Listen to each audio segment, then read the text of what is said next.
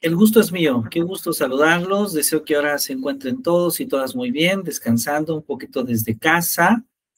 Como nuestra sesión es más corta debido a la reunión del comité académico de DGSUM, la verdad es que dije, no voy a hacerlos ir desde sus casas hasta acá por un tiempo tan breve. Entonces, pues bueno, mucho mejor aprovechar esta modalidad para saludarnos el día de hoy y continuar justamente con las exposiciones previstas de la sesión pasada. Entonces, si están de acuerdo, pues sin mayor preámbulo, vamos a comenzar para seguir avanzando y seguir dialogando sobre el pensamiento filosófico de varios personajes que hemos ya convenido dialogar en esta tarde. Entonces, maestro Abdiel, ¿le gustaría comenzar a usted? Sí, doctor, sí, sin ningún problema. Perfecto. Adelante, dejamos entonces en usted la proyección, por favor. Ok, solo que no recuerdo bien cómo proyectar. Nada más tenemos que dar clic donde dice compartir pantalla a un lado de la cámara y después elegir pantalla completa en su caso y proyectar. Ya vi.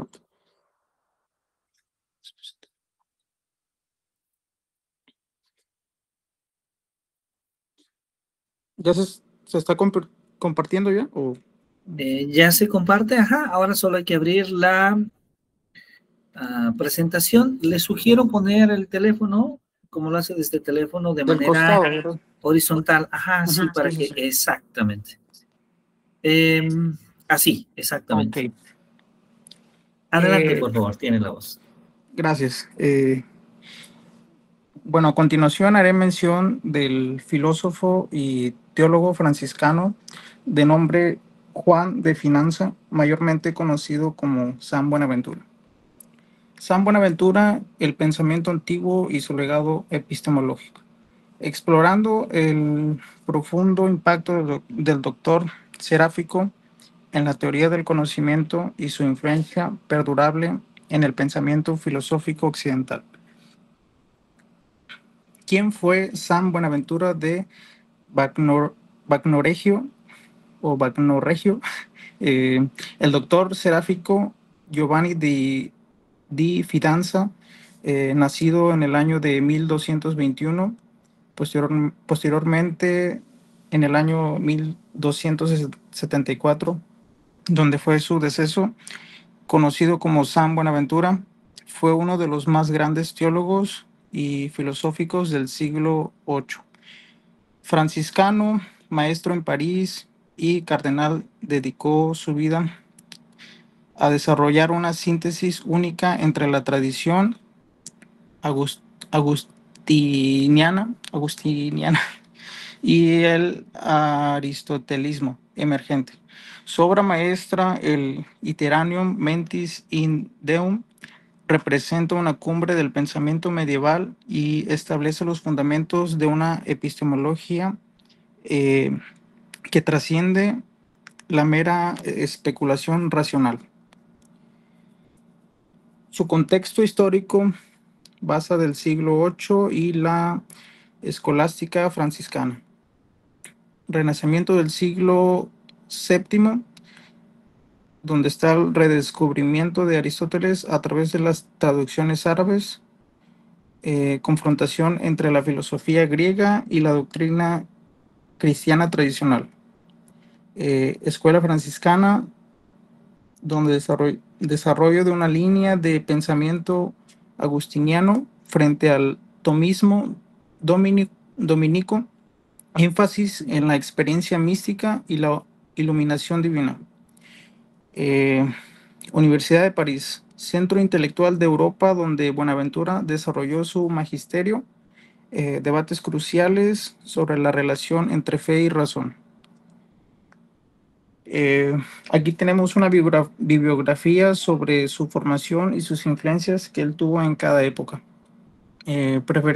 Iniciando en el año 1243, donde ingresó a la Universidad de París, estudios bajo la influencia de Alejandro de Ales, pionero de la escuela franciscana, donde se formó en artes liberales y teología.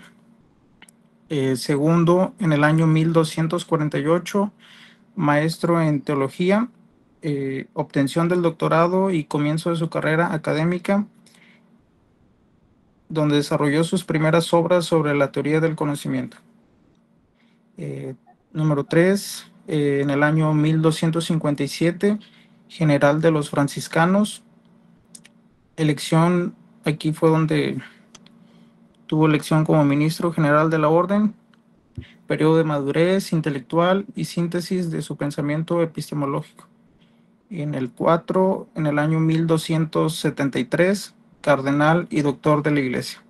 Reconocimiento papal de su autoridad teológica, consolidación de su legado intelectual para las generaciones futuras.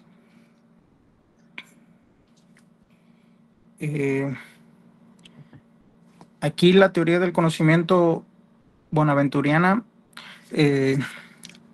habla sobre la iluminación divina y razón humana. Los principios fundamentales son el conocimiento verdadero, que requiere iluminación divina. Punto número 2, la razón humana es limitada sin la gracia. Punto número 3, 3 niveles de certeza cognitiva. Punto número 4, síntesis entre experiencia y revelación. Y diferencias con el tomismo, mientras que Tomás de Aquino enfatiza la autonomía de la razón, Buenaventura sostiene que todo conocimiento auténtico depende de la iluminación divina interior, siguiendo la tradición agustiniana. Aquí habla sobre los 3 ojos del conocimiento: el ojo corporal, oculus carnis, conocimiento sensible del mundo físico, percepción directa de los objetos materiales a través de los sentidos, base empírica del conocimiento humano. Ojo racional o oculus rationis, conocimiento intelectual y discursivo, capacidad de abstracción, razonamiento lógico y comprensión de verdades universales mediante la razón. Ojo contemplativo, oculus contemplationis, conocimiento místico y sobrenatural, iluminación directa del alma por Dios, visión beatífica que transciende las limitaciones de los sentidos y la razón. Antes de eso, quería darle una metáfora de San Buenaventura sobre los 3 ojos, que hace mención del conocimiento, donde describe las 3 formas en que los seres humanos pueden alcanzar la verdad. O sea, con esos 3 apartados, menciona que son las 3 formas en donde los seres humanos pueden alcanzar la verdad. Y aquí está un pequeño ejemplo donde él hace la síntesis entre la fe y la razón y aportaciones a la epistemología medieval, donde tenemos la iluminación divina. Nada más que ahí se me desviaron, creo, un poquito pero bueno, está la iluminación divina, fe iluminada, razón iluminada, que debería ir un poquito más al costado, síntesis bonaventuriana un poquito más arriba, y fe y razón sería en medio, y fe fedis de este mismo lado, y razón. Tenemos las innovaciones conceptuales, donde menciona punto número 1, teoría de las razones seminales. Punto número 2, que es el conocimiento conjetural versus certero. Punto número 3, jerarquía del ser y del conocer. Y punto número 4, ejemplarismo divino. La metodología epistemológica buenaventuriana desarrolla un método que integra la experiencia sensible, la demostración racional y la contemplación mística, creando un sistema coherente que influiría profundamente en la tradición franciscana.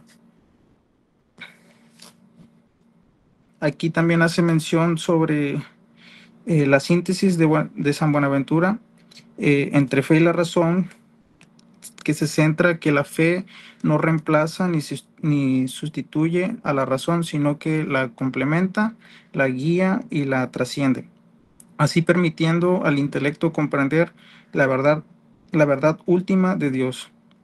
Este enfoque fue influenciado por Platón y el misticismo, donde propone un camino espiritual, el itinerario, perdón, de la mente de Dios. Aquí habla sobre la influencia del pensamiento posterior, eh, donde Duns Scoto, año 1266-1308, donde desarrolla el voluntarismo y la teoría del conocimiento intuitivo, profundizando las instituciones bonaventurianas sobre la primicia de la voluntad. Número 2, Guillermo de Ockham, 1287-1347, radicaliza ciertos aspectos del pensamiento franciscano, llevando al nominalismo, y la separación definitiva entre fe y razón. Renacimiento y modernidad. Sus ideas sobre la iluminación influyen en Marsilio Ficino, Pico de la Mirandola, y posteriormente en filósofos como Descartes y los Cambridge de platonistas o platonistas. Esas son las influencias que tuvo Buenaventura en otros personajes. El legado contemporáneo, San Buenaventura en la filosofía actual. Tenemos como el apartado de fenomenología de Edmund Husserl, y la fenomenología redescubren aspectos de la epistemología bonaventuriana, especialmente la importancia de la experiencia directa y la intuición en el conocimiento. La herméutica, Hans Georg Gadamer, y la traducción herméutica encuentran en Buenaventura precedentes para la comprensión del conocimiento como participación y transformación del sujeto cognoscente. Y filosofía posmoderna, críticos de la modernidad como Jean-Luc Marion revalorizan la epistemología bonaventuriana como alternativa al paradigma cartesiano de la certeza matemática. En conclusiones, la vigencia del pensamiento bonaventuriano tenemos como relevancia epistemológica, donde en una época de crisis del racionalismo, la propuesta bonaventuriana de integrar razón, experiencia y contemplación ofrece un modelo holístico de conocimiento que trasciende las limitaciones del pensamiento puramente científico. Aportación a la filosofía de la religión. Su teoría de la iluminación divina proporciona fundamentos filosóficos sólidos, como comprender la experiencia religiosa como fuente legítima de conocimiento, influyendo en debates contemporáneos sobre epistemología religiosa. Perspectiva interdisciplinaria. La síntesis bonaventuriana entre fe y razón anticipa enfoques contemporáneos donde buscan superar la fragmentación del conocimiento, ofreciendo un marco integrador para el diálogo entre ciencia, filosofía y teología. Y aquí tengo un breve escrito de San Buenaventura, donde dice: el alma no puede conocer perfectamente las cosas creadas sin conocer también de alguna manera al ser increado. San Buenaventura, anticipando la necesidad de una epistemología integral para el siglo XXI. Bueno, por mi parte sería todo. Sería todo, doctor. Muchísimas gracias, maestro Diel. Gracias por compartirnos estas reflexiones de San Buenaventura, que además probablemente uno de los aspectos más interesantes de su obra es que logra motivar a otros escritores a reflexionar desde el punto de vista de la filosofía. Muy bien, ¿alguien tiene alguna pregunta? Sí. para el maestro Abdiel, ¿alguna duda sobre lo que nos platicó?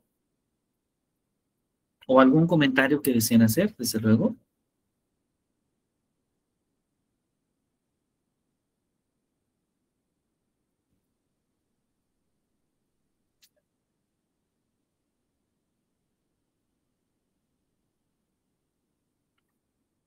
¿No?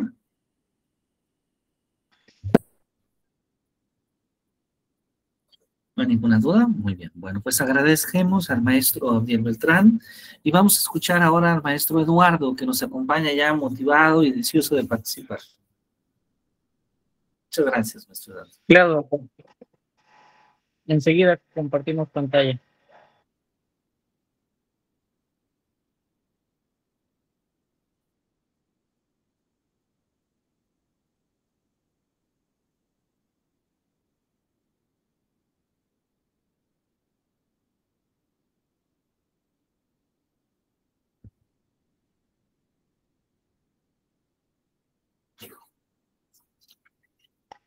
Me va a apoyar la compañera Yasmín para compartir mi presentación.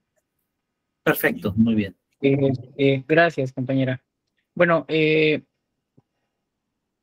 día de hoy vamos a compartir un poco respecto a un personaje de carácter tal vez religioso a un primer vistazo.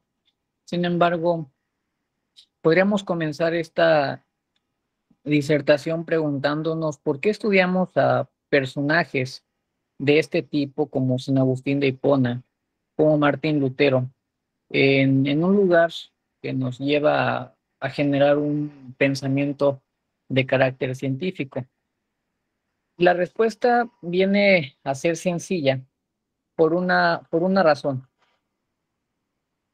La respuesta es que San Agustín de Hipona, junto con otros personajes que hemos abordado el día de hoy, son cruciales para el desarrollo del pensamiento científico porque vienen a representar esa transición de un pensamiento dominado básicamente por la fe a un pensamiento más crítico y de carácter secular. Entonces, ¿por qué es importante? Porque ellos sientan las bases para la modernidad. En este caso, San Agustín de Hipona fue un personaje que fusionó a la filosofía griega por un lado y fusionó en este caso esta filosofía griega con el cristianismo, estableciendo básicamente ese marco de carácter intelectual para que el conocimiento se creara. Podemos dar a la siguiente diapositiva, de favor. Gracias, compañero. Bueno, San Agustín de Hipona es un personaje considerado uno de los padres de la iglesia. La iglesia le otorga cierta categorización a algunos personajes de gran relevancia para ellos, y en este caso Agustín de Hipona no fue la excepción. Él es uno de los considerados doctores de la iglesia, y así la palabra literal es doctores de la iglesia. ¿Por qué doctores? ¿Por qué la iglesia otorgaba esta categoría a estos personajes de gran relevancia? Por una sencilla razón. Sus aportes a la doctrina filosófico y religiosa de la época tuvo gran impacto. Es decir, la actual iglesia, ahora católico-cristiana, no se podría entender sin los aportes en gran parte que realizó San Agustín de Hipona. En este caso, tal y como lo mencionaba al inicio, San Agustín de Hipona es un personaje que destaca por ser una figura de transición entre lo que se considera una filosofía de carácter antigua a una filosofía o un pensamiento medieval cristiano. Entonces, hay que poner tantita atención a la forma de pensar de San Agustín de Hipona, puesto que nos va a dar las claves para entender muchas cuestiones que al día de hoy también están sucediendo en la sociedad, como parte medular de su filosofía. La siguiente imagen, la diapositiva, perdón. ¿En dónde nace San Agustín de Hipona? ¿Y por qué su forma de pensar? la respuesta es sencilla en atención al contexto histórico-social en donde nació. San Agustín de Hipona nace en lo que actualmente es Argelia, antiguamente conocido como Tagaste, en una época muy crucial y de gran importancia que es el ocaso del Imperio Romano. En este caso, particularmente, ¿qué representaba el ocaso del Imperio Romano? Que San Agustín de Hipona vivió en una época en donde existieron muchas invasiones de tipo bárbara. Viene a representar algo muy importante entre el declive del paganismo y el auge al cristianismo. Y es muy importante entender el por qué el paganismo tiene mucho sentido en su vida. El papá de San Agustín de Hipona, Patricio, era uno de los representantes del paganismo en esa época. Entonces, aquí es donde viene esa lucha intelectual, lucha que le provoca a San Agustín de Hipona confusiones y lo que comienza a generarle esa duda filosófica de saber quién es y cuál era su objetivo de vida. Entonces, el pensamiento de San Agustín de Hipona en este contexto histórico-social se ve influenciado principalmente por la cultura romana.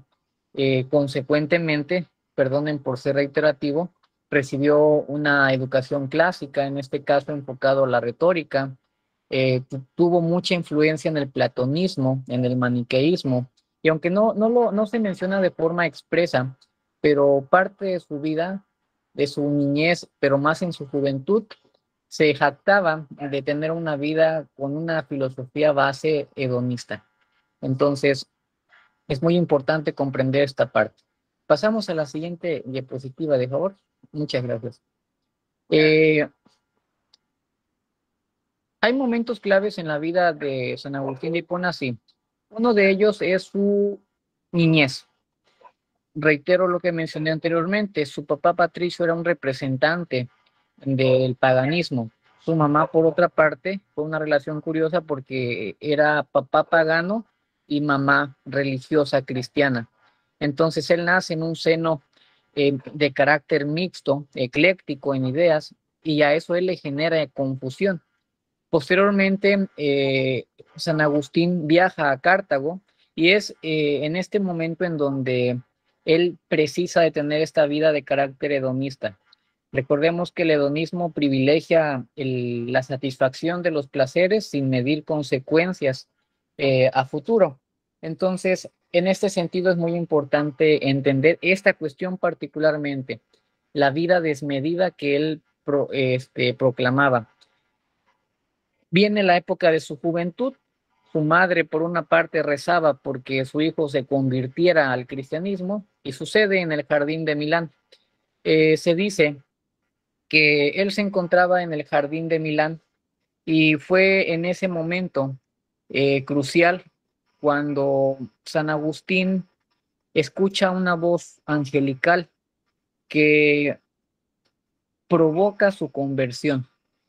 Esta voz angelical le dice, toma y lee, haciendo referencia a una Biblia. ¿Cuál fue la revelación? Un pasaje bíblico, en este caso me refiero al pasaje bíblico de la carta de San Pablo a los Romanos, una epístola de la Biblia, particularmente en el capítulo 13, del versículo 13 al 14. Es importante entender, les decía, la vida hedonista de San Agustín de Hipona, porque el pasaje bíblico le pega justamente en esa forma de vivir. ¿Qué dice este pasaje bíblico de Romanos capítulo 13, versículo 13-14? Nos dice que o nos invita a comportarnos decentemente, es decir, comportémonos decentemente como lo hacemos durante el día. No andar en comilonas, no andar en borracheras, no en lujos desenfrenados, no en pleitos, no en envidias. Es decir, comportémonos como de día y no como de noche. Esta revelación tuvo gran impacto en la vida de San Agustín de Hipona, que es lo que provoca su conversión al cristianismo. Entonces, su pensamiento crítico, su formación en la filosofía maniqueísta, en el hedonismo, y en el platonismo principalmente hace que tenga la característica principal de ser un líder espiritual, y sus aportes fueron bibliográficamente en defender al cristianismo. Pasamos a la siguiente diapositiva. Sus principales obras son muchas, pero la que más destaca es la que podemos ver en pantalla, las Confesiones del glorioso doctor de la Iglesia, San Agustín. Y aquí es donde les comentaba, este grado o denominación, prefijo a su nombre, doctor de la Iglesia, hace referencia al hecho de su relevancia dentro del cuerpo cristiano en la época. Hay que precisar que en aquel entonces no existía lo que actualmente denominamos catolicismo. Allá el cristianismo era toda aquella persona que seguía a Jesús de Nazaret, el Cristo. Otra de sus obras, La ciudad de Dios, en este caso una defensa del cristianismo frente al paganismo, desde una visión histórica de Trinitate o de la Trinidad, que es una exploración teológica hacia la Trinidad. Y bueno, entre otros tratados contra herejías, en este caso maniqueos, donistas y pelagianos. Estos tratados son muy importantes porque nos ayudan a entender muchas cuestiones. Tratados contra herejías a tal punto de que en México hay tratados para estudiar a los aborígenes mexicanos. Son libros que están en la UNAM, libros de origen bíblico, y bueno, su aporte histórico es muy rico en tanto a conocer cómo pensaban ciertos grupos aborígenes de diferentes culturas. Cambiamos a la siguiente diapositiva. Bueno, en este caso, su estilo literario y retórica, de retórica tuvo mucho que ver en cómo se expresó. Esto básicamente influyó en su estilo elocuente y persuasivo, al ser básicamente platonista. Él tuvo formaciones socráticas, presofistas, tuvo toda esa línea de filosofías en su formación, lo que lo ayudó a ser una persona destacada en este tipo de cuestiones. Una persona que al igual que la filosofía platonista te invita a la introspección, al diálogo filosófico, y en este caso lo combina para provocar una exégesis de carácter bíblico. Y bueno, combinaba el lenguaje poético con argumentos lógicos para conectar con audiencias de carácter diverso. ¿A qué se refiere esto? Algo parecido a lo que hacía Jesús el Nazareno al utilizar ciertos alegorías, pasajes bíblicos, metáforas para atraer la atención de la gente, del auditorio, y lograr verdaderamente ese impacto en ellos. La siguiente diapositiva. Bueno, en este caso, el pensamiento que él predominaba en primer lugar era el platonismo, ¿sí? Y tenía ideas del Platón, pero también del neoplatonismo. El platonismo es una idea ya no creada por Platón, es una idea creada por Plotino. No se considera platonismo puro, pero sí una corriente ecléctica que consideraba básicamente una combinación de filosofías orientales junto con el platonismo, con Grecia. Bueno, en fin, es una ciencia de carácter ecléctico. El maniqueísmo, que lo predominó durante su infancia y juventud, en donde bastaban en tener una creencia temprana entre el bien y mal. En este caso, todo era el dualismo, bien y mal. El estoicismo, en este caso, viene a representar esa influencia ética y autocontrol. Preguntamos anteriormente, ¿el filósofo es realista o idealista? San Agustín de Hipona es de carácter mixto, y este carácter mixto se lo da el estoicismo. El filósofo estoico se caracteriza por tener, si bien una idealización, pero idealización que adecua a la realidad. Entonces, básicamente, este pensamiento hizo que San Agustín de Hipona todo lo que creara en ideales lo adaptara a esta realidad. Entonces, todo esto lo reinterpretó, lo reformó y lo adaptó desde una perspectiva cristiana para lograr el desarrollo, obviamente, de su iglesia. Cambiamos a la siguiente diapositiva.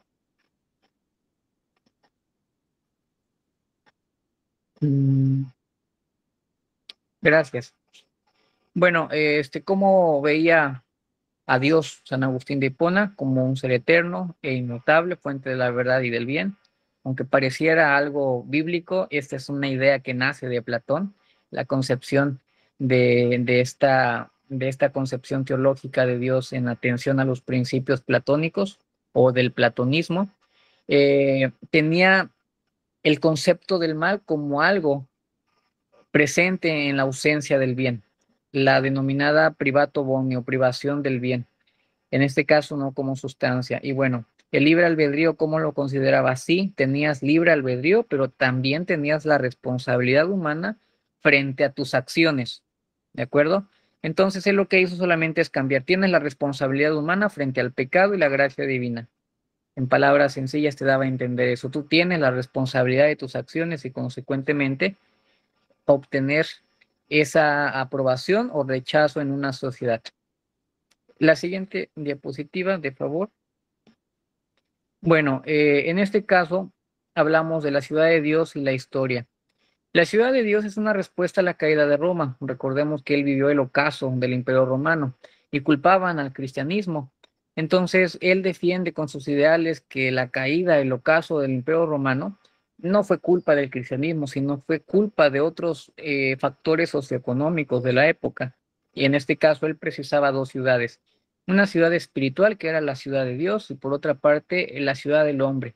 La ciudad del hombre con una característica particular, la temporalidad, y la ciudad de Dios, que era una ciudad de carácter eterno. Entonces, él precisaba que todo imperio, todo gobierno terrenal tiene esta característica temporal. Entonces, él tenía una visión lineal de la historia, desde la creación hasta el juicio lineal. Entonces, el pensamiento en ese sentido habla de esta perspectiva lineal, de cómo él veía la historia en ese momento de su vida.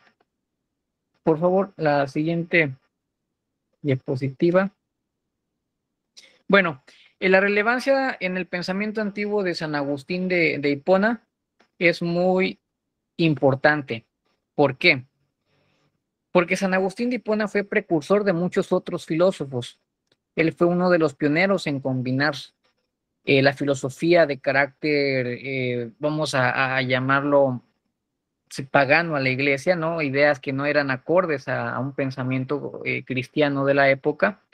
Y bueno, él adapta ese conocimiento de la filosofía griega con el cristianismo, alejándose en un 100% de la fe y predominando su pensamiento en la fe y en un pensamiento secular.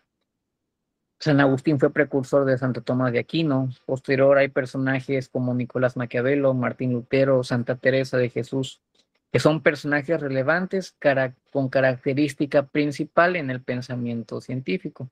Entonces, en este sentido, lo que aporta San Agustín de Hipona es esa síntesis de Platón y la Biblia. Y su edad, en este caso, en la Edad Media, fue base fundamental para la escolástica que posterior a él, Santo Tomás de Aquino, iba a estructurar. Entonces viene a representar ese personaje clave en el pensamiento antiguo. Por eso cobra especial relevancia San Agustín. La siguiente diapositiva, de favor. En conclusión, San Agustín es una figura clave en la teología, filosofía y la literatura. Tiene una influencia a tal grado que se podía considerar rembumbante en la filosofía medieval, en la filosofía de la propia iglesia y en la filosofía moderna y del pensamiento científico actual. Actualmente no se puede entender ahora la iglesia católico-cristiana sin Agustín de Hipona. Recordemos que nuestro actual papa es Agustino. Entonces, mucho en parte del pensamiento del papa tiene mucho que ver con el pensamiento de San Agustín de Hipona. Entonces, ¿qué enseñan los agustinos? Los principios, vida y legado de San Agustín de Hipona. Entonces, tiene especial relevancia, sí, en sus frases y en todo. La siguiente diapositiva, de favor, nos vamos a encontrar esa combinación de pensamiento platónico. Por ejemplo, no vayas fuera de ti, entra dentro de ti, porque en ti está la verdad. Entonces, diría una frase: quien tenga ojos, que vea. El pensamiento platónico y está presente en San Agustín de Hipona. Gracias, doctor. muy bien, excelente, excelente, maestro Eduardo, ha hecho una excelente presentación del pensamiento de San Agustín de Hipona, felicito. Muy, Muchas muy gracias. excelente, me da mucho gusto escucharlos así, excelente, muy bien. Ya escuchamos al maestro Eduardo, ya escuchamos al maestro Abdiel. Maestra, me había escrito la maestra Yarice, a ver si está por aquí, a ver si le veo. Un gusto saludarle, maestra. Hola, Doc, La buenas tardes. maestra Yarice Yamil, adelante, adelante. Yo sé que usted está emocionada, ya nos quiere hablar de Baruch Spinoza, que es un tema muy interesante y que tiene que ver también con un análisis que él hace a la religión desde su propia perspectiva. Ya el maestro Abdiel y el maestro Eduardo nos están convenciendo de este pensamiento católico, cristiano o religioso en lo general. A ver, ¿qué nos puede decir usted casi como contraparte? Adelante, por favor. Ok, quiero compartir pantalla.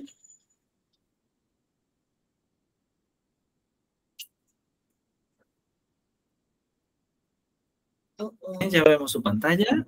Ahí está, excelente. Sí, perfecto. ¿Listo? Ok. Bueno.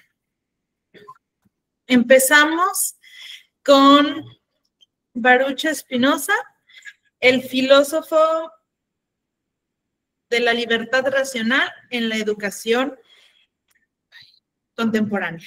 ¿Sí? Es una frase que investigué y traté de más o menos acomodarla a lo que él representa en todo este ámbito de filosofía, en este ámbito de historia, que es un parteaguas ante muchas situaciones que voy a comenzar a explicar. Bueno, vamos a empezar un poquito hablando sobre el contexto en el que Baruch Spinoza, este pensador del siglo XVII, pues se desarrolla. Nace el 24 de noviembre de 1632 en Ámsterdam. Él venía de una familia de comerciantes judíos. Él en su niñez se dedicaba al comercio dentro de esta comunidad e intercambiaban la cuestión de arándanos, semillas y más. Después, ¿qué les puedo decir sobre su vida antes de todo el caos que vivió a los 24 años? Baruch, para empezar, se llamaba Benedicto de Spinoza, no tal como Baruch, sino Benedicto, y yo me quedé como de, ¿por qué nos entonces partimos a colocar otro nombre si ya teníamos uno, ¿no? Lo que platicábamos la clase pasada sobre los nombres de pila y el nombre del bautismo y toda esta situación.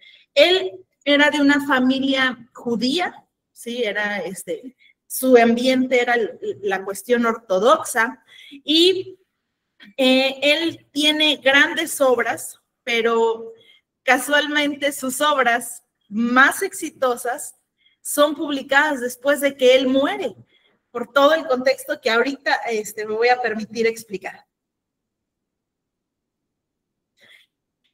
El parteaguas de su vida fue a los 23 años, cuando él es expulsado de la comunidad judía porque tenía unas ideas heréticas, o sea, sus ideas no iban nada acorde a lo que se adoctrinaba. Él cuestionaba, él preguntaba, él iba en contra de todo lo que se les decía que estaba correcto. Él empezaba a cuestionar a sus rabinos, preguntando el porqué de todo, ¿no? El Baruch vivió una vida honesta, digamos que se fue al lado de vivir en la precariedad, porque vivía con un sueldo muy, muy bajo, porque se dedicó a la cuestión de pulir los lentes ópticos. De ahí viene una cuestión que inspiró a Leibniz, y pues este joven a esa edad, con un sueldo tan corto, ¿sí? Tenía el suficiente tiempo como para leer, para estudiar, para escribir, y rechazó cualquier práctica, digamos así, ofertas académicas le llovieron para que él fuera un docente, pero pues él las rechazó. ¿Por qué? Porque él pensaba que al aceptar esas ofertas académicas se iban a interponer en la cuestión de su pensamiento, y es lo que él no quería. Nos vamos a la parte de las obras clave y lo que comentaba con anterioridad, de que tuvo dos escritos que fueron publicados de manera póstuma, y me basé en estos tres que estoy mostrando, que es el de ética, habla y cuestiona la cuestión de Descartes y la sustancia, y que Dios y la naturaleza y toda esta situación. Entonces, esta fue una obra póstuma, ¿sí? Después tuvo el Tratado Teológico Político, que se fue publicado de manera anónima, porque en realidad para la época en la que él vivía, para la época en la que él estaba situado, pues sus ideales iban en contra de todo lo permitido en ese entonces. Después está el Tratado Político, pues más allá de la definición de paz que se usa, él buscaba ya dar pie ya a la cuestión de su teoría filosófica. En realidad, el Tratado Político fue publicado por sus amigos, y a los 6 meses de su publicación, ¡pum!, se fue a la cuestión de que eran los libros prohibidos, y hasta después ya fue cuando él, aunque estaba en la cuestión de cuestionar a Descartes y decir que Dios,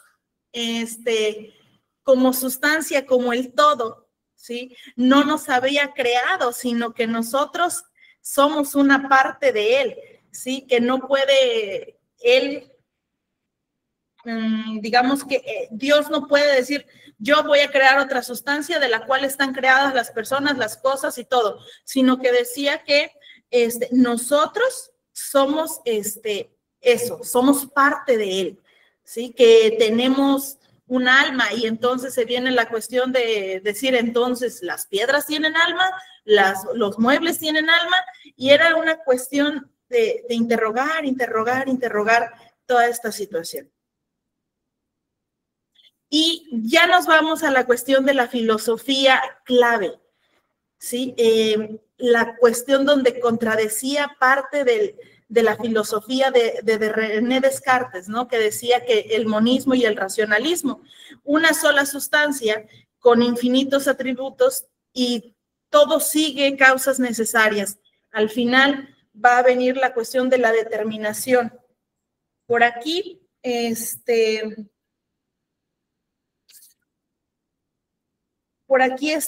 chequé la cuestión de que decía que los afectos, la parte emocional, lo que usted nos explicaba las clases pasadas, nos esclavizan, dice, y nos vuelven seres pasivos, y que perdemos la razón cuando las emociones nos ganan.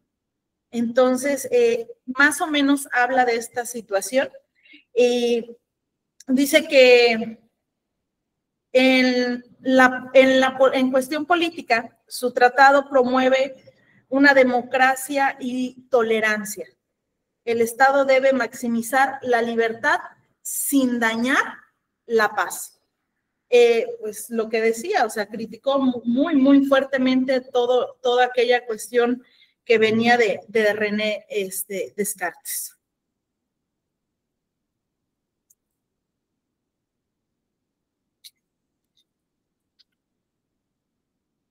Y ahora les voy a platicar un poquito sobre su relevancia en la educación. Él nos dice, ¿sí?, y nos hable más sobre el libre albedrío, lo que comentaba ahorita Eduardo, pero para él no habría esa parte, no teníamos nosotros libre albedrío. Él, ¿cómo lo puedo aterrizar? Él nos hablaba sobre criterios y hábitos más racionales, ¿sí? Sobre que debía de haber algo que partiera para poder tomar nosotros decisiones. Entonces, que no habría un libre albedrío.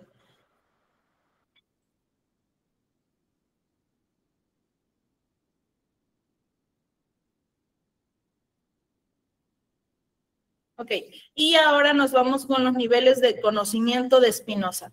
La opinión o imaginación. Y aquí me quise detener un poquito más porque siento que es parte de lo que nosotros estamos viendo, de lo que nos corresponde más, ¿no? Y traté de resumir toda la información que encontré a que la opinión y la imaginación es el conocimiento más básico y poco confiable. Surge de lo que escuchamos de otros, de tradiciones, de rumores, recuerdos o de percepciones incompletas. Y agregué un ejemplo, decir que el Sol gira alrededor de la Tierra porque así parece a simple vista o porque alguien más lo dijo. El problema es que aquí no hay una verdad firme porque las ideas se basan en apariencias o en información incompleta.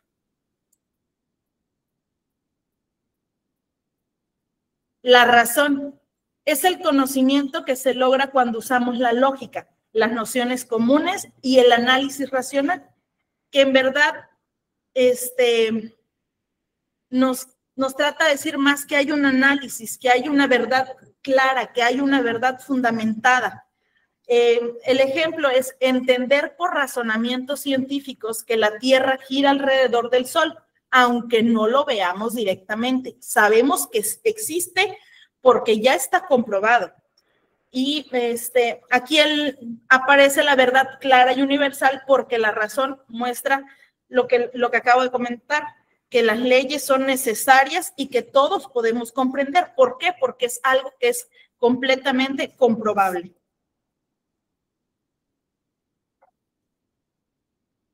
Y la ciencia intuitiva es el nivel más alto de conocimiento.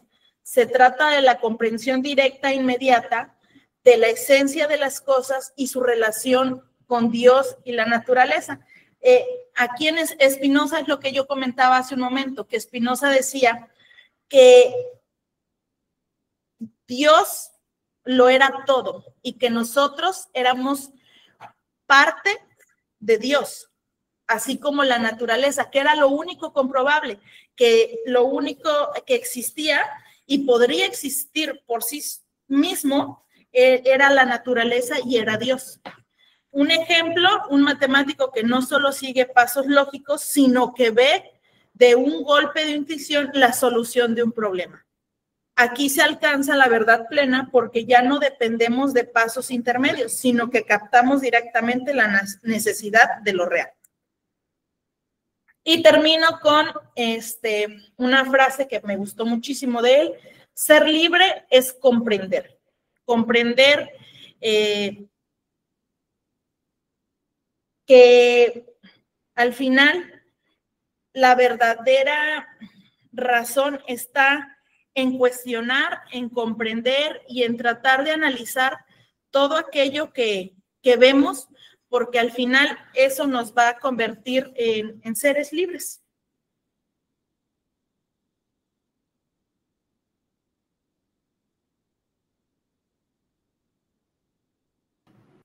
Muy bien, muchísimas gracias. Muchísimas gracias, maestra Yarice Yamil. Muy interesante esta mirada de Baruch Spinoza. Estamos hablando de dos autores que son de referencia.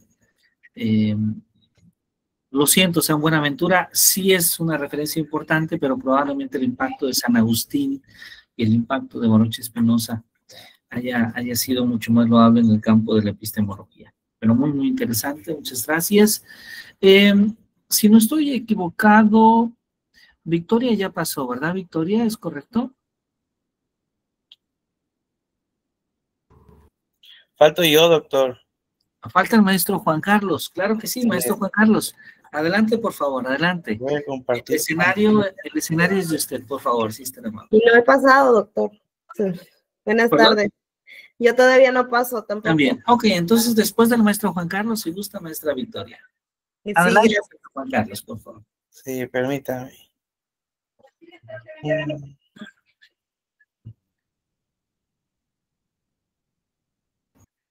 Muy bien.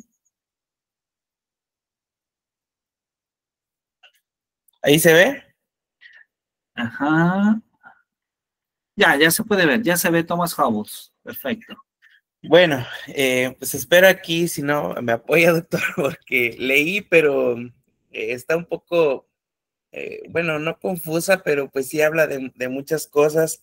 Este filósofo, Thomas Hobbes, bueno, dice que maneja periodo entre su nacimiento y la fecha en que muere, de 1588 a 1679. Nos menciona que fue un filósofo inglés, considerado uno de los fundadores de la filosofía política moderna.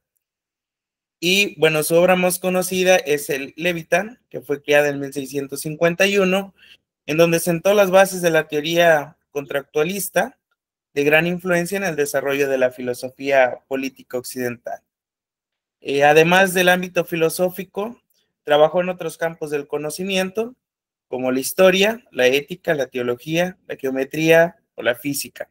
Pero donde más impacto tuvo fue en la cuestión filosófica política y en esta cuestión de la naturaleza, bueno, del ser humano como de forma natural y sus transformaciones.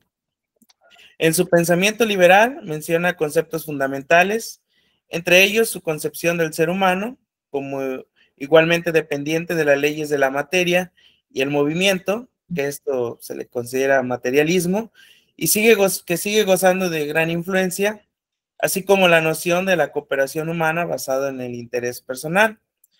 Él menciona en su obra Leviatán, sostiene que todo lo que existe, incluidos los pensamientos, emociones y deseos humanos, pueden explicarse en términos de materia física y movimiento mecánico. Para Hobbes, no existe una entidad inmaterial o el alma. Todos los seres humanos, al igual que el resto de lo que pertenece al universo, están compuestos de materia y que se mueven o cambian según las leyes físicas. E incluso él hablaba de que existen algunos aspectos materiales que nosotros consideramos o que podemos llamarles espíritus, o algunos otros como considerarse, no sé, los microorganismos o cosas que no podemos ver nosotros a simple vista, notarlos, pero que al final de cuentas siguen siendo materia y que están dentro del universo, ¿verdad? Thomas Hobbes ha considerado a lo largo de la historia del pensamiento como una persona oscura. De hecho, en 1669 en Inglaterra se quemaron sus libros luego de haber sido tachado de ateo, y posteriormente, tras su muerte, se vuelve a quemar públicamente sus obras. Esto, bueno, es una cuestión que juzga a la gente, ¿verdad? En esos tiempos, más sin en cambio él posteriormente, pues, habla de que es la forma en desprestigiar, por así decirlo, o en difamar, mejor dicho, a una persona, más sin en cambio no rechaza esta postura o esta difamación que se hace a su persona, que pues lo lleva a estas consecuencias. Menciona que en vida tuvo que batallar sin tregua contra dos grandes enemigos, uno que era la cuestión de la Iglesia de Inglaterra y la otra la Universidad de Oxford. En la Universidad de Oxford, Hobbes se sintió poco atraído por el aprendizaje escolástico, que obviamente tiene relación con la religión, y que pues bueno, a lo que decían las personas o la sociedad, pues refiriéndose a que era ateísta, pues aquí entra en una hipótesis o ¿cómo podríamos decir? Una deducción, ¿verdad? Decir de que pues si rechazaba este tipo o que no le agradaban, ¿verdad? Pudiera considerarse que sí era algo verdad, pero bueno, él al final de cuentas menciona que no era así. Y prefirió hacer lecturas según su criterio fuera del programa. Por ello, estuvo un breve lapso en la Marina y no completó el grado de bachiller en artes. En este sentido, cuando hace cuando se separa, obviamente mencionan ahí también dentro de la lectura bueno, que esta persona mantiene aptitudes obviamente considerables o sobresalientes, que eso lo lleva a considerar a que sea tutor de una persona, William, si no mal recuerdo, creo que era hijo de se me va ahorita el dato, pero que de una persona importante, y que bueno, esta persona lo lleva, siendo su tutor, a pasear por todo el mundo, pues obviamente tenían las posibilidades, y a que él se salga de Inglaterra y vaya a París, vaya a Francia, Alemania, Italia, y es en donde continúa realizando todas sus obras. Aquí menciona en París. El primer interés de Hobbes fue estudiar la física del movimiento, pese a lo cual desdeñó el trabajo experimental. Empezó entonces a concebir un sistema filosófico mecanicista, y materialista, al cual dedicaría pues toda su vida, que tiene impacto obviamente en su obra, que es de Leviatán. Primero elaboró separadamente una doctrina ordenada sobre los cuerpos, que mostraba cómo los fenómenos físicos eran universalmente explicables en términos de movimiento. Luego extrajo al hombre del reino de la naturaleza, y en otro tratado distinto mostró que movimientos corporales específicos estaban involucrados en la producción de los fenómenos particulares de la sensación, conocimiento, afectos y pasiones, mediante los cuales el hombre, movido principalmente por el temor y el deseo, entra en la relación con otros hombres iguales en una guerra de todos contra todos. Estas posturas, pues más adelante también lleva a cabo en lo que dicen que, bueno, su filosofía política, que considera en ese tiempo moderna, bueno, en ese tiempo ni siquiera era considerada por cómo se manejaban, ¿verdad? Pero pues supuestamente lo manejaban como un visionista futuro, porque al final de cuentas era lo que se iba a venir manejando en una cuestión políticamente. El hombre, bueno, menciona que el hombre es una máquina en Leviatán. Hobbes afirma que el universo, es decir, toda la masa de las cosas, es corpóreo, que posee un cuerpo material. Defiende la idea de que cada uno de los cuerpos posee longitud, dureza y profundidad, y lo que no tiene cuerpo no forma parte del universo. Aunque Hobbes afirma que la naturaleza de todo es puramente física, no dice que el hombre pueda percibir todo lo físico. Esto es lo que les mencionaba antes. Declara que algunos cuerpos y objetos, a los que llaman espíritus, son imperceptibles, aunque ocupen espacio y tengan dimensiones físicas. Algunos de ellos son espíritus animales y son responsables de la mayoría de la actividad animal, especialmente del humano. Estos espíritus animales se mueven alrededor del cuerpo y transmiten información. También Hobbes defendió el concepto de que los seres humanos son puramente físicos y que por consiguiente está regido por las leyes del universo. En estos dos conceptos, su pensamiento es parecido al de Spinoza. Sin embargo, se diferencia de una gran medida de al afirmar que el ser humano es más que una máquina biológica. Hobbes interpretó la naturaleza mental presentando una visión general y bastante esquemática de lo que pensaba que la ciencia acabaría revelando.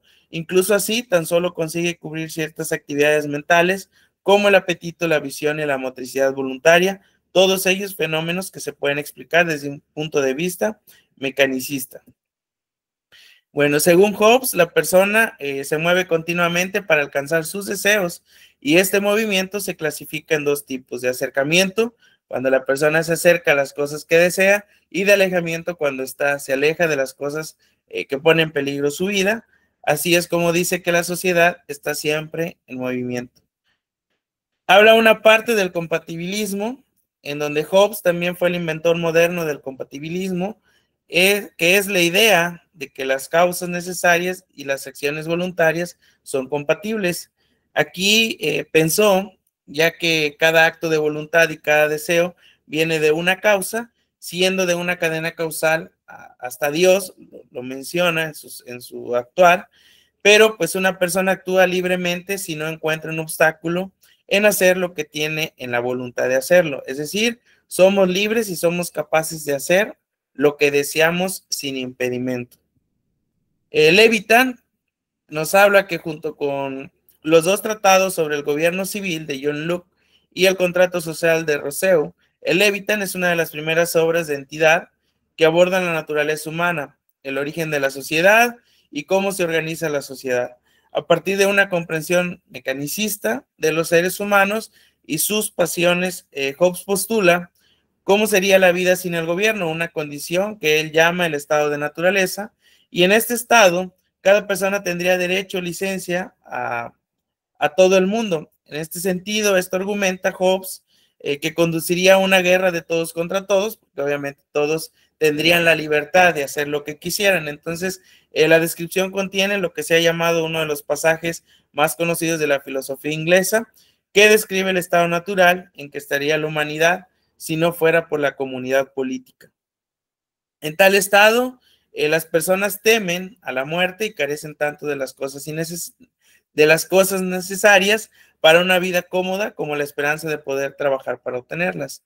Entonces, para evitarlo, las personas acceden a un contrato social y establecen una sociedad civil.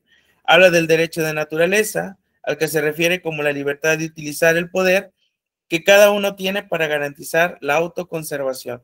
Cuando una persona se da cuenta de que no puede seguir viviendo en un estado de guerra civil continua, surge la ley de la naturaleza que limita al hombre a no realizar ningún acto que atente contra su vida o la de otros. De esto se deriva la segunda ley de la naturaleza, en la cual cada hombre renuncia o transfiere su derecho mediante un pacto o convenio a un poder absoluto que le garantiza un estado de paz.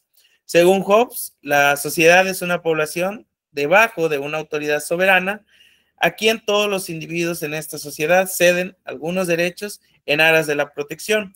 Cualquier poder ejercido por esta autoridad no puede ser resistido por el poder soberano del protector. Del protector se deriva de que los individuos entreguen su propio poder soberano para su protección. En este sentido, bueno, los individuos son, por lo tanto, los autores de todas las decisiones tomadas por el soberano. Y bueno, decían o mencionaban que pues se adelantaba filosóficamente dentro de la política, porque actualmente es o más adelante de esta época en lo que él escribía esto, fue como se iba a regir varios estados, ¿verdad? En el orden político. Y bueno, eso es lo que yo entendí, comprendí de este filósofo y parte de su vida.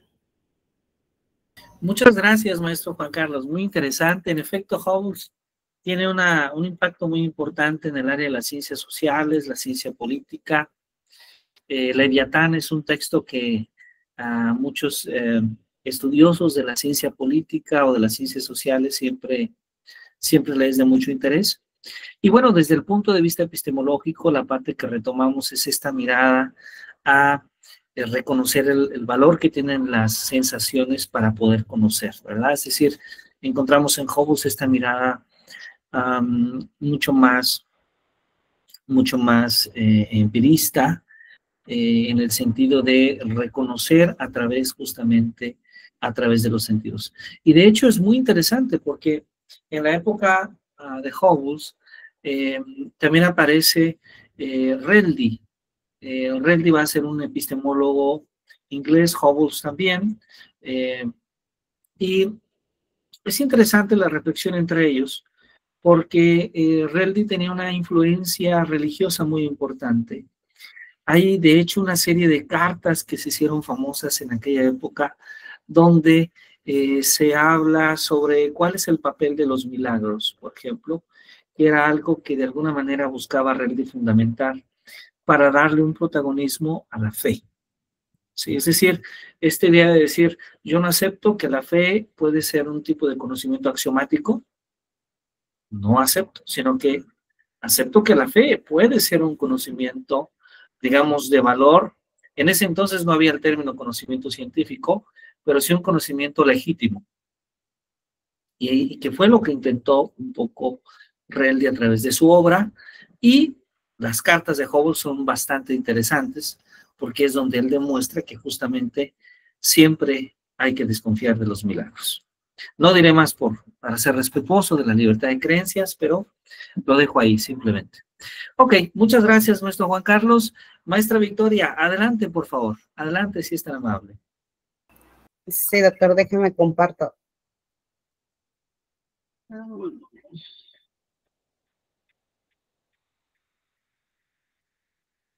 A ver si se ve. No sé si se llega a ver. ¿Sí se ve? Muy bien, excelente. Sí, ya se puede ver, ya se puede ver. Muchas gracias. A ver si. San Anselmo, excelente. A ver.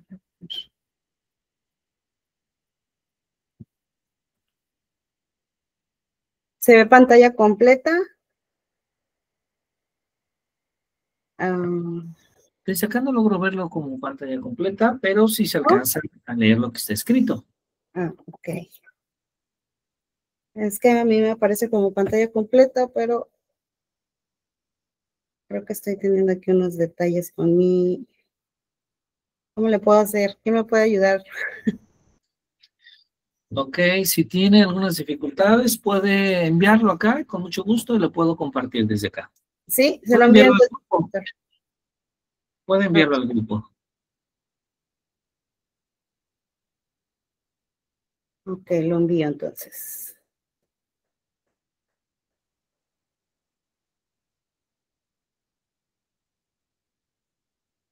Voy.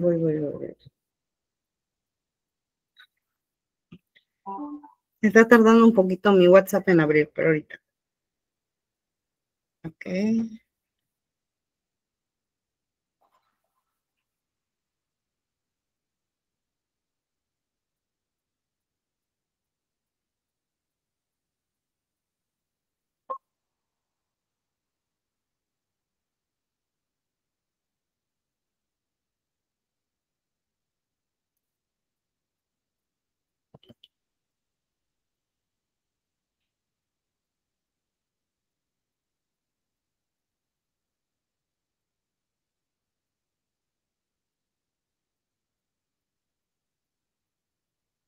Perdón, disculpe, no me ha llegado. No. Permítame, porque no estoy aquí ahorita buscando en la computadora. Que no me también falto yo de exponer, soy el profe Guillermo. Que empiece el profe Guillermo y ahorita. Ok, si están de acuerdo. Gracias, maestro Guillermo. Bueno, maestro Guillermo, adelante, y después, ya que Victoria tenga por ahí su documento en la mano, continuamos con Victoria. Sí, por favor, adelante, Guillermo, si gustas compartirnos.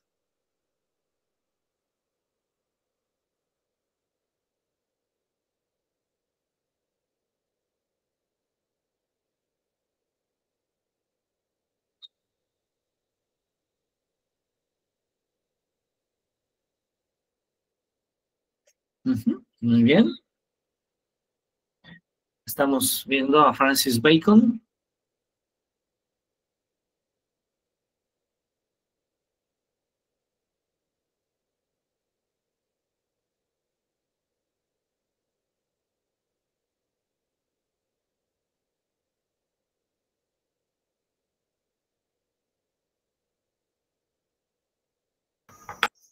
Muy bien, adelante.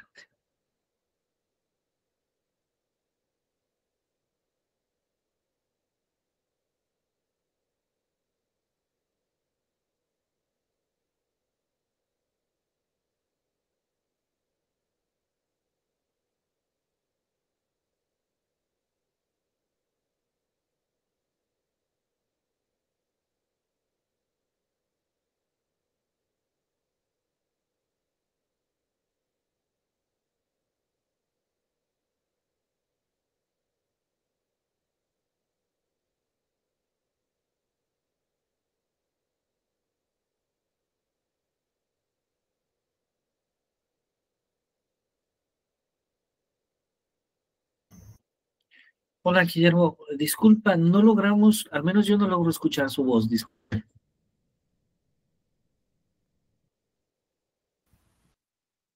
Bueno, ahora sí. Ahora sí le escucho. Ajá.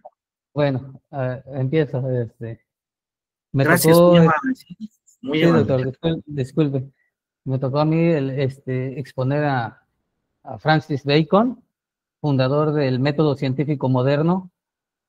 Vamos a conocer la filosofía y ciencia y su legado. ¿Quién fue Francis Bacon? Nació en 1561 en Londres, Inglaterra.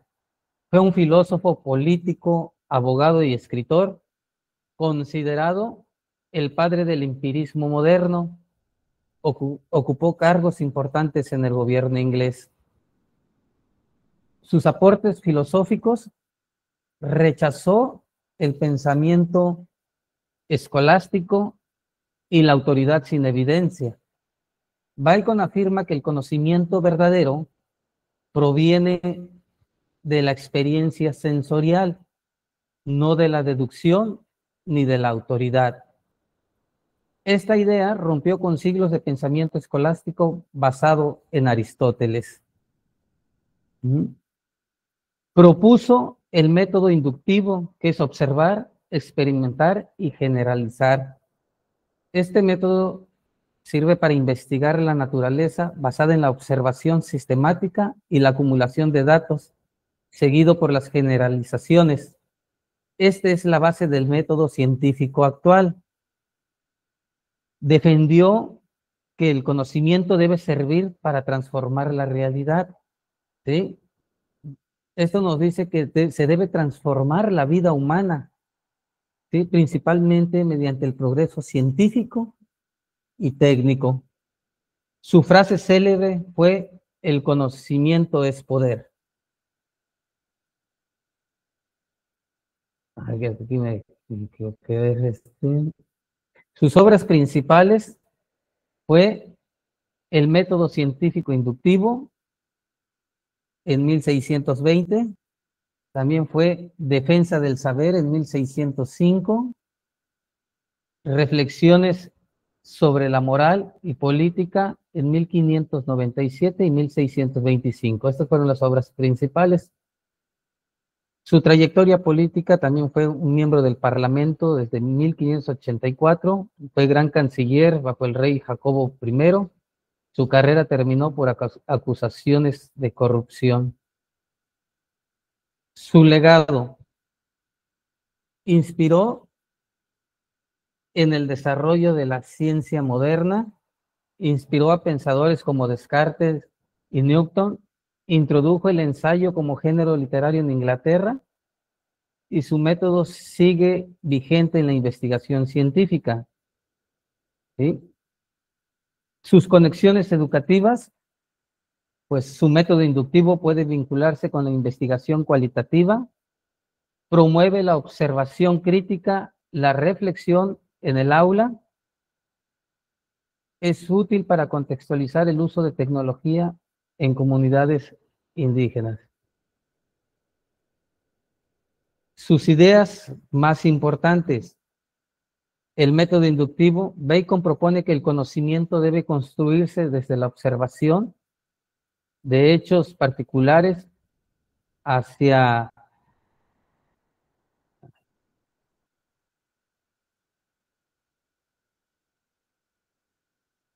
principios generales.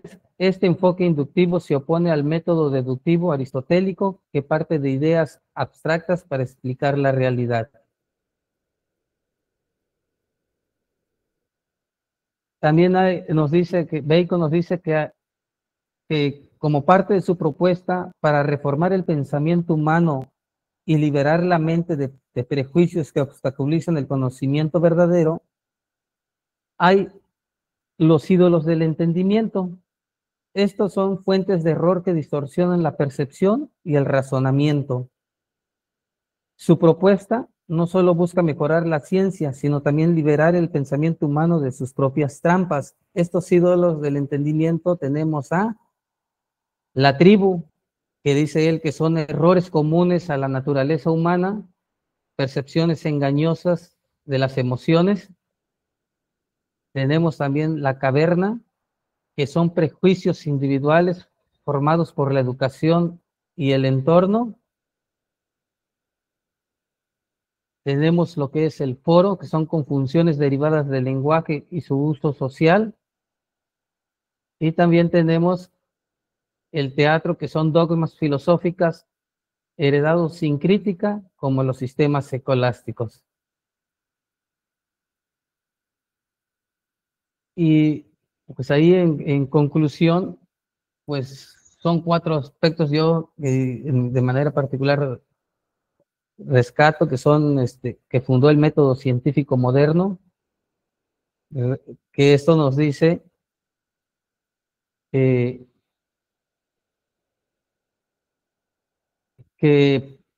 propuso ahora sí que el método inductivo basado en la observación, la recolección de datos. También el otro aspecto es reformó el pensamiento filosófico, impulsó la democratización del saber, ¿sí? E inspiró el pensamiento moderno. Estos serían los 4 aspectos muy importantes que yo rescato, doctor. Eso sería mi participación. Muy bien, excelente, excelente, muy bien. Esta mirada de Francis Bacon es muy interesante porque ya lo escucharon todos ustedes. Bacon va a ser el empirista de los empiristas y su mirada realmente va a influir en el próximo método que vamos a llamar ya en la época de Galileo, ya en la época de Newton, el método científico. Y que de alguna manera, aunque no de manera directa, pero sí de manera indirecta, Francis Bacon fue uno de sus impulsores. Muy bien, muchas gracias, Guillermo. Vamos a escuchar ahora a Victoria, ¿verdad? Victoria, ¿ya está usted lista? Creo que ya nos envió su archivo. Sí, doctor, ya se lo envié. Perfecto. Y también Blanca, excelente. Entonces, voy a abrir acá San Anselmo. Un momento, por favor. Ok, y bueno, una característica de Google Meet es que cuando uno proyecta, ya no nos vemos, porque ese es un defecto de Google Meet. Entonces voy a proyectar, creo que ya se está proyectando. ¿Me podría confirmar nada más? Sí, doctor, gracias. Perfecto, entonces quedo aquí atento que usted me diga siguiente. Ok, bueno, a mí me tocó de hablar sobre San Anselmo. ¿Me puede dar siguiente, doctor? Nos dice que San Anselmo de Canterbury nació en 1033, el 21, Canterbury, 21 de abril del 1109. Bueno, perdón. Conocido también como Anselmo de Aosta por el lugar donde nació, o Anselmo de Bec, si se atiende a la población de donde estaba enclavado al monasterio, el cual llegó a ser prior, que significa, perdón, es primero, que fue el primero en lo que viene siendo la sacerdote. Fue un monje benedicto que ejerció como arzobispo de Canterbury durante el periodo de 1093 y 1109. Destacó como teólogo y filósofo escolástico, fue doctor de la Iglesia. Como teólogo fue un gran defensor de la Inmaculada Concepción de María, y como filósofo se le recuerda, además de ser por su célebre argumento ontológico, por ser padre de la escolástica.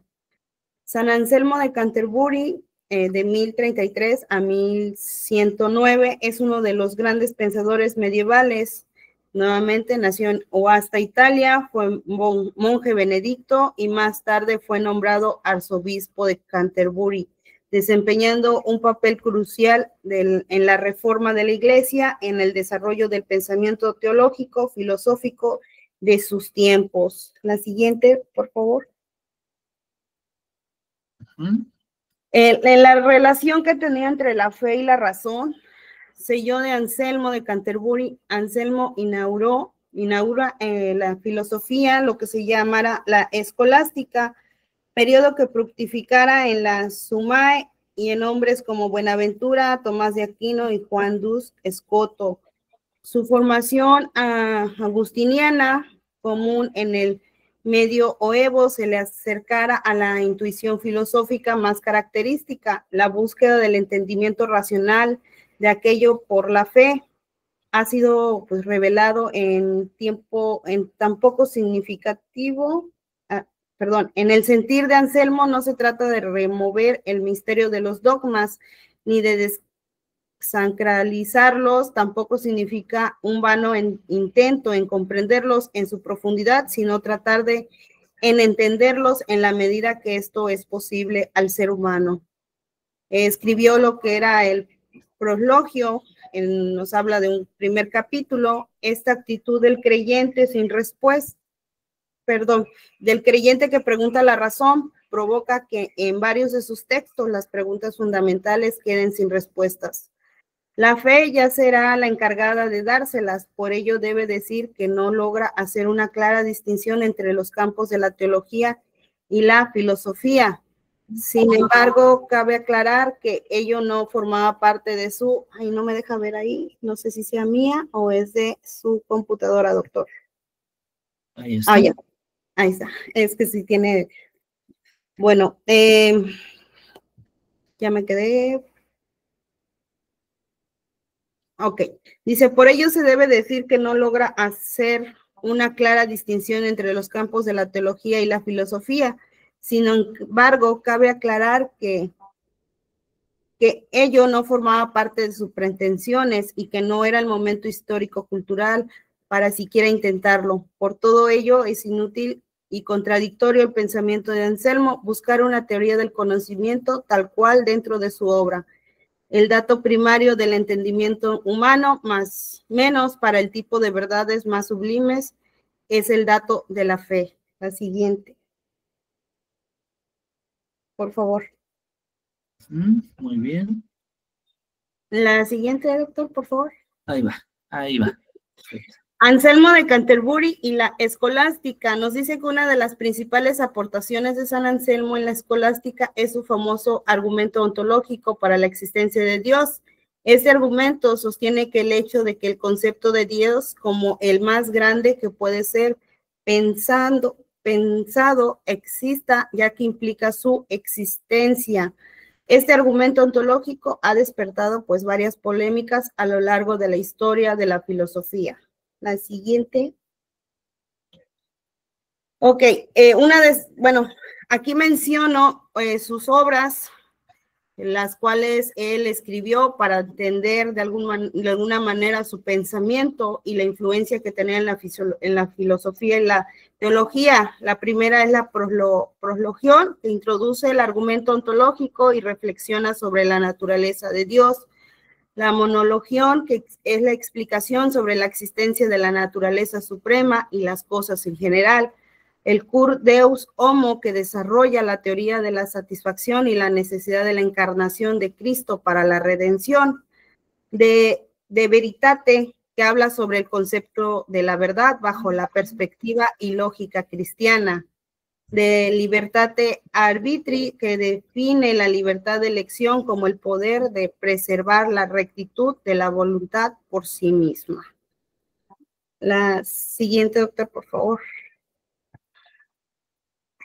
Nos dice que es reconocido por su famosa argumentación ontológica sobre la existencia de Dios, una argumentación que plantea que la idea de un ser perfecto conlleva necesariamente su existencia. Además, fue también un gran defensor de la fe cristiana y un firme impulsor de la razón como herramienta para la comprensión de la religión.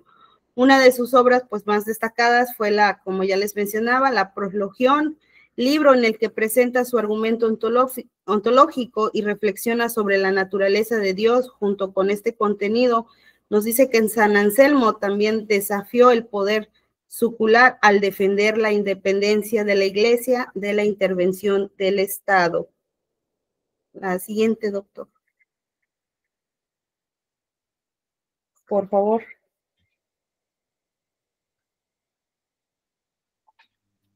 Las principales aportes filosóficos, la relación entre la fe y razón. Anselmo creía que la fe y la razón no eran contradictorias, sino complementarias. Su famosa frase, creado un uit intelligam, que es creo para que pueda entender, refleja su postura de que la fe es el punto de partida para la comprensión y la razón puede ayudar a fortalecer esta fe. En el argumento ontológico, su contribución más conocida es el argumento ontológico presentado en su obra Prologión. Este argumento intenta demostrar la existencia de Dios a partir de la definición de Dios como aquello mayor que lo cual nada puede ser pensado. Anselmo argumenta que si podemos concebir a Dios en nuestra mente, entonces debe existir en la realidad, ya que existir en la realidad es una perfección mayor que existir solo en la mente. Búsqueda de la verdad absoluta. Anselmo sostenía que existe una única verdad revelada por Dios, que es objeto de la fe, la razón, aunque dependiente de la fe, puede añadir comprensión a esa fe. Esto establece un marco para la teología sistemática y el desarrollo del pensamiento cristiano. La siguiente, doctor, por favor. Gracias. Ok, algunos representantes de la filosofía medieval, me atreví a mencionarlos, que es San Agustín de Hipona. Su filosofía tiene como base la teología cristiana y sus principales preocupaciones fueron el mal y Dios. Santo Tomás de Aquino, que fue un filósofo y teólogo italiano que desarrolló la escolástica, una corriente filosófica. San Anselmo de Canterbury apuntaba que es necesario creer para comprender y si bien la fe ha de tener un fundamento racional. Guillermo de Ockham, no es posible demostrar la existencia de Dios desde la razón y la filosofía, solo ha de preocuparse del conocimiento. Pedro Abelardo, su gran pasión fue la dialéctica, siendo un hombre culto y brillante que gustaba por debatir. La siguiente, doctor, por favor. Bueno, una de las frases más célebres de San Anselmo de Canterbury es: no busco en efecto entender para creer, sino que creo para entender. Esta frase refleja su filosofía de que la fe y la comprensión están interconectadas. Otra frase de él fue: aunque no quisiera creer en ti, no puedo dejar de comprender que existes. Nos dicen que estas citas pues destacan su enfoque en la fe y en la existencia de Dios. La siguiente, doctor, por favor. Muy bien. La filosofía de San Anselmo eran sus preocupaciones, eran de tipo religioso y espiritual, que concibe la filosofía en comprender la fe y que introduce ya en la idea de Dios, de un ser supremo. Y esa sería mi exposición. Entonces, la idea de que del conocimiento, o la idea que él tenía sobre el conocimiento, nos dice que debe de ser razonado, fundamentado y abierto a la búsqueda de verdad. Un principio, pues, que sigue inspirando en la epistemología y en las educaciones actuales. Esa sería mi aportación sobre lo que viene siendo San Anselmo.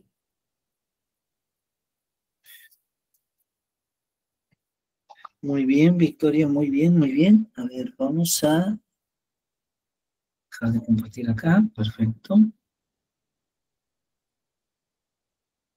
Muy bien. Excelente. Muchas gracias. Entonces, bueno, hemos tenido una tarde muy interesante. No sé si alguien más nos queda. A ver, Yasmín ya nos platicó, ¿verdad, Yasmín? Yo, doctor. Sí, también. Blanca. Jenny también. Wendy también. Victoria. Sofía. Falto yo, doctor. Sofía. Sí, Sofía, exactamente. Muy bien. A ver, entonces, de hecho usted me envió, ya estoy viendo aquí. Me envió usted su presentación también, ¿verdad? Es correcto. Sí, doctor, por favor, gracias. Wow, nos va a hablar de Leibniz, eso es maravilloso. Perfecto, esta es una historia inspiradora, una gran historia inspiradora dentro del campo no solamente de la epistemología o de la filosofía, sino también de las matemáticas, de la física, del derecho. Interesante. Ok, vamos a escuchar. Voy a nuevamente a proyectar para ustedes, lo cual hace que me quede sin cámara, pero espero que todos puedan disfrutar de la exposición de Sofía sobre Leibniz. Ahí está.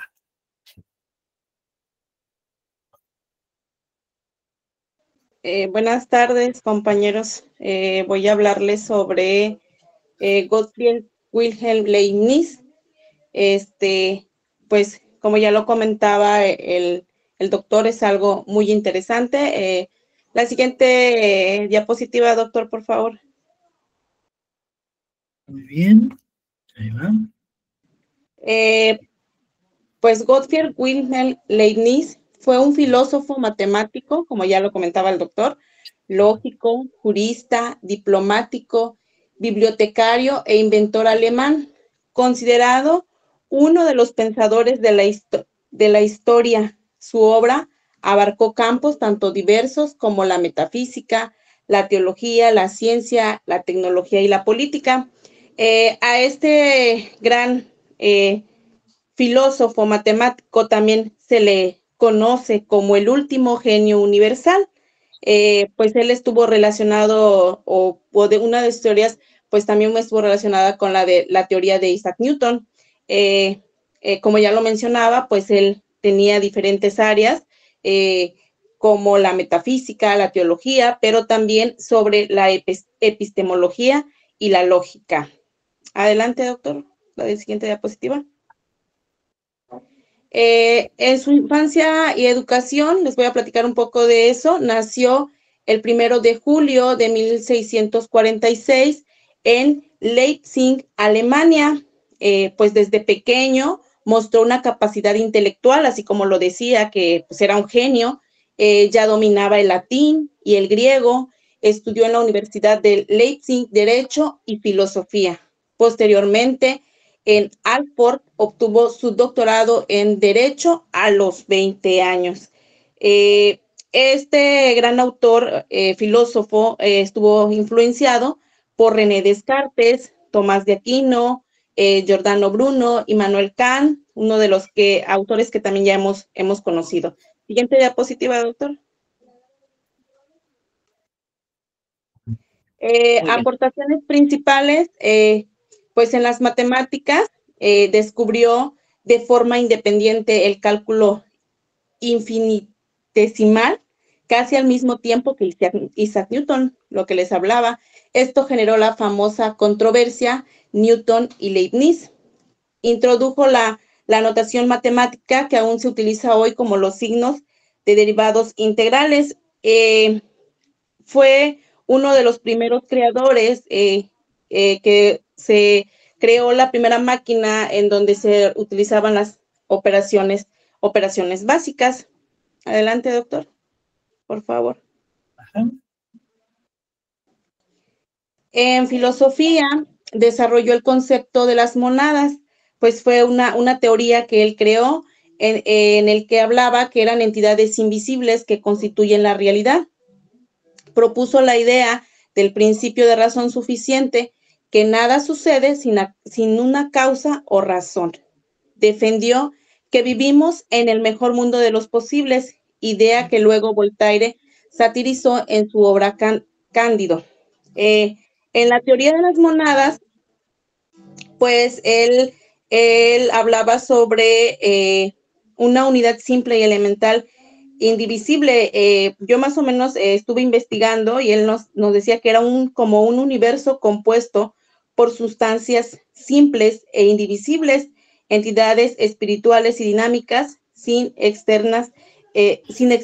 extensión espacial. Pues cada monada es única, autosuficiente e indestructible, poseyendo una percepción y un apetito propio que determina sus cambios internos y lo refleja en el universo desde una perspectiva filosófica. Él imaginaba al mundo como un gran edificio, como ladrillos invisibles, a eso le llamaba él lo que eran las monadas. pues comúnmente esta teoría pues, se usaba en la zoología, un tipo de protozo. Adelante, doctor. En ciencia y tecnología, inventó una de las primeras máquinas calculadoras, como ya lo decía, mecánicas, capaz de sumar, restar, multiplicar, las operaciones básicas. Constituyó a la lógica matemática, sentando bases para el pensamiento computacional moderno. Adelante. En política y diplomacia, participó como consejero y diplomático en diversas cortes europeas. Soñó con una Europa unida bajo principios de paz y cooperación. Adelante, doctor.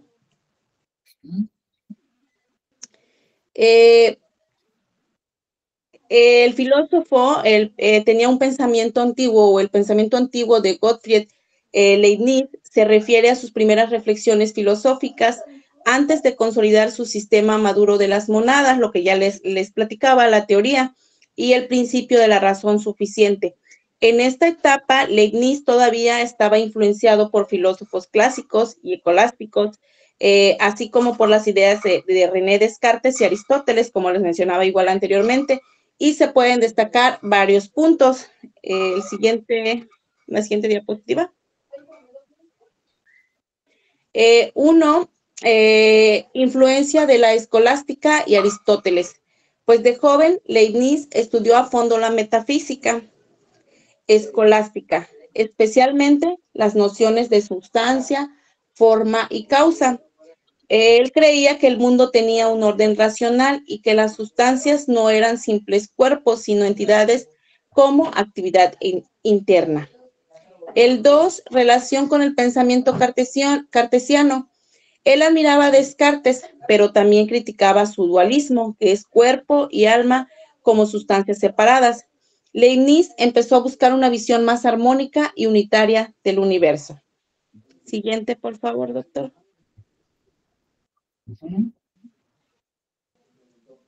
El 3, idea de lo continuo y lo infinito. Desde joven le interesó la noción de lo infinito, tanto en matemáticas como en filosofía. Esto lo llevó a pensar que la realidad no estaba hecha de partes aisladas, sino de una unidad dinámica y continua. El 4, el principio de orden y armonía. Leibniz creía que Dios había creado el mundo con una racionalidad perfecta y con una armonía preestablecida. En su pensamiento temprano, esta idea aparece todavía como una intuición que luego se desarrolla plenamente en su filosofía madura. Él también creó una de las teorías que decía el mejor de los mundos posibles. Adelante, doctor.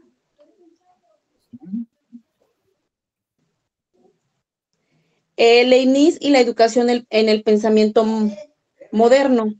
Él hablaba sobre el racionalismo y el uso de la razón. Para Leibniz, la razón es la base del conocimiento. En educación, esto significa enseñar a los estudiantes a pensar, a razonar, a argumentar y no solo a memorizar. Desarrolló las capacidades internas. En su teoría de las monadas, cada ser contiene en sí mismo el principio de su desarrollo. Inspiró la idea de que cada persona posee potencialidades únicas que deben cultivarse. La educación debe ayudar a que el alumno despliegue lo que ya lleva dentro. También nos decía que había una universalidad del saber. Leibniz soñaba con un sistema universal del conocimiento, una enciclopedia del saber humano. Esto se traduce en la escuela en la búsqueda de una formación integral, ciencia, artes, ética y ciudadanía. La siguiente, doctor. El lenguaje y lógica defendió la creación de un lenguaje universal lógico para facilitar el aprendizaje. En educación, esto se refleja en la importancia de la claridad del lenguaje, la comunicación y la lógica como base de todo aprendizaje. En optimismo pedagógico, según la idea del mejor de los mundos posibles, creía que el ser humano puede mejorar y perfeccionarse a través de la educación. La enseñanza se convierte en un camino para alcanzar la armonía y la paz social. La siguiente diapositiva, doctor. Aportes educativos de Leibniz dentro del pensamiento moderno. Pues nos dice que la educación debe de desarrollar la razón y no solo transmitir conocimientos. También nos dice que cada persona tiene un potencial único y la enseñanza debe ayudar a realizarlo. El conocimiento debe ser integral y universal, no solo fragmentado. La educación se concibe como un motor de progreso moral, científico y social. Y pues esa sería mi aportación en cuanto a Gottfried Wilhelm Leibniz. Muchas gracias.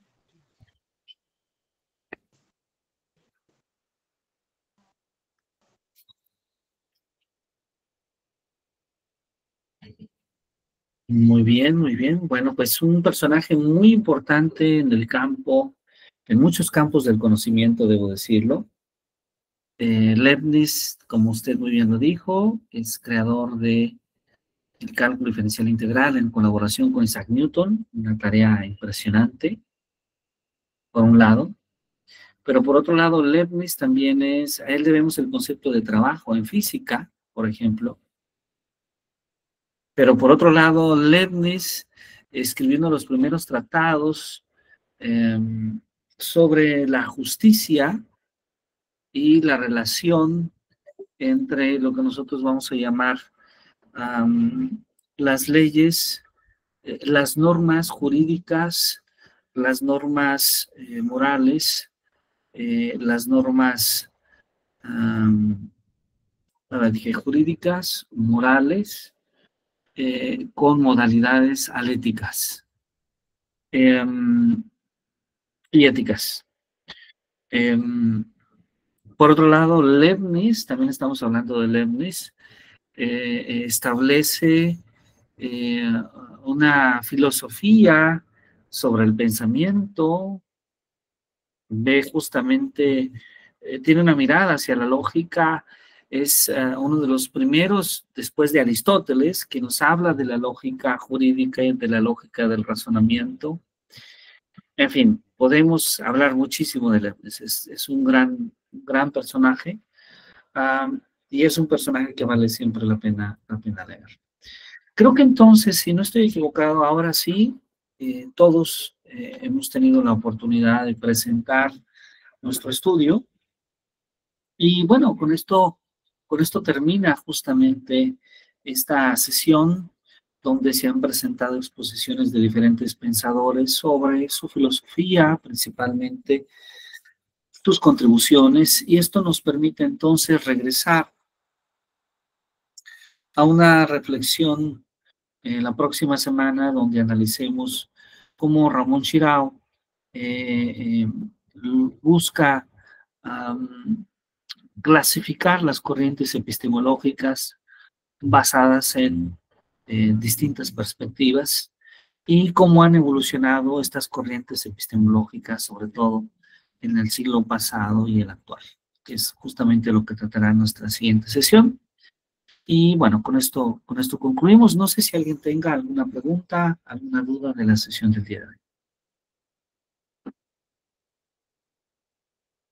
No tenemos ninguna tarea. Bueno, pues entonces tampoco nos llevamos ninguna tarea para poder descansar un poco, retomar energías y nos vemos el próximo miércoles. Anticipo que el próximo miércoles su servidor estará en el Encuentro Internacional de Didáctica Lógica en la ciudad de Jalapa. Entonces, bueno, voy a ver si es posible que nos conectemos. Existe esa posibilidad, lo haremos de manera virtual. Si por el calendario, las actividades del encuentro no fuese posible, yo con mucho gusto les notifico antes para dejar alguna actividad de estudio. Entonces, pues bueno, agradezco a todas y a todos ustedes sus atenciones. Que tengan una excelente noche. Muchas gracias. Igualmente, doctor. Gracias. Gracias. Que descansen. Gracias, que la pasen muy bien. igualmente. Muchas gracias por sus participaciones. Muy amables. Hasta luego.